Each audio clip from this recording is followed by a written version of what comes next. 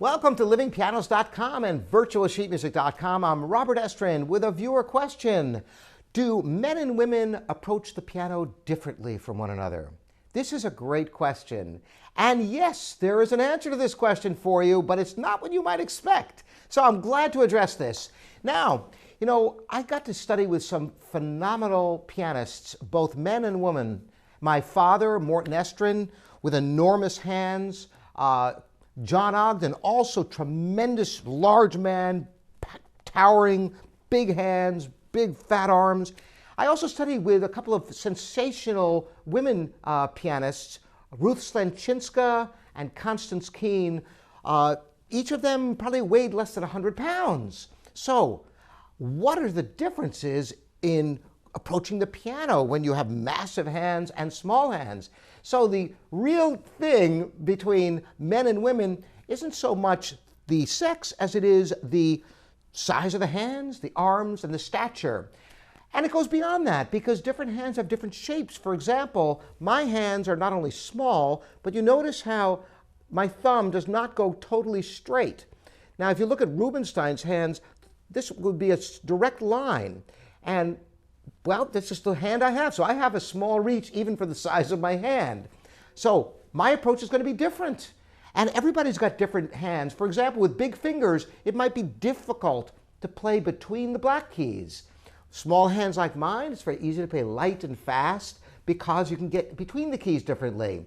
So how do men and women approach piano differently, assuming a typical stature for a man and a woman, where the man is going to have more mass, bigger, more muscular arms, larger hands, compared to a woman with a little bit more delicate structure and generally smaller hands, with some notable exceptions naturally?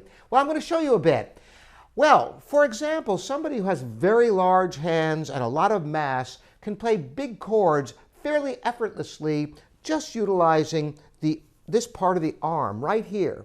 So, for example, with some big chords like at the beginning of the Tchaikovsky B-flat minor concerto.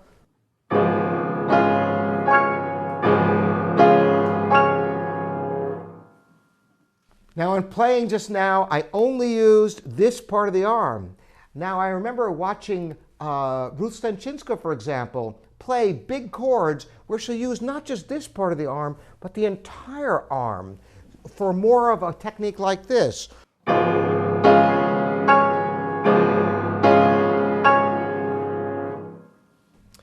Interestingly, it's all about the sound. Being able to create the sound you hear in your head and what you have to do on the keyboard is different for different players. As a child, I always had a certain concept of sound that I really wanted to get out of the piano, but I had really pathetically weak hands, very small. I couldn't even reach an octave with any solidity, even as a teenager. So I would squirm and twist and do anything I could to try to get the sound out of the piano that I was looking for.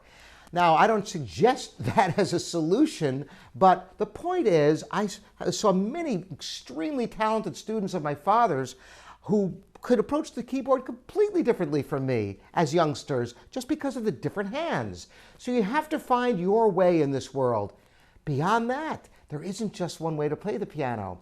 One of the great things with technology is the fact that you can go on YouTube and see Vladimir Horowitz performing a piece, and then look at the same piece with another great, legendary pianist perform the same work. And it's amazing how differently different pianists approach the piano. And you understand that there isn't just one way to play the piano. And you have to find what works for you with your physical attributes as well as your concept of sound.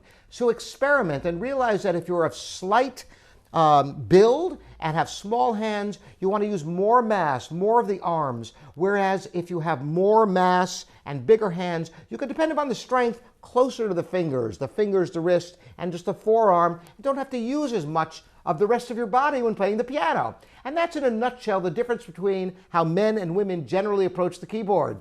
Thanks very much for joining me, Robert Estrin, here at livingpianos.com and virtualsheetmusic.com.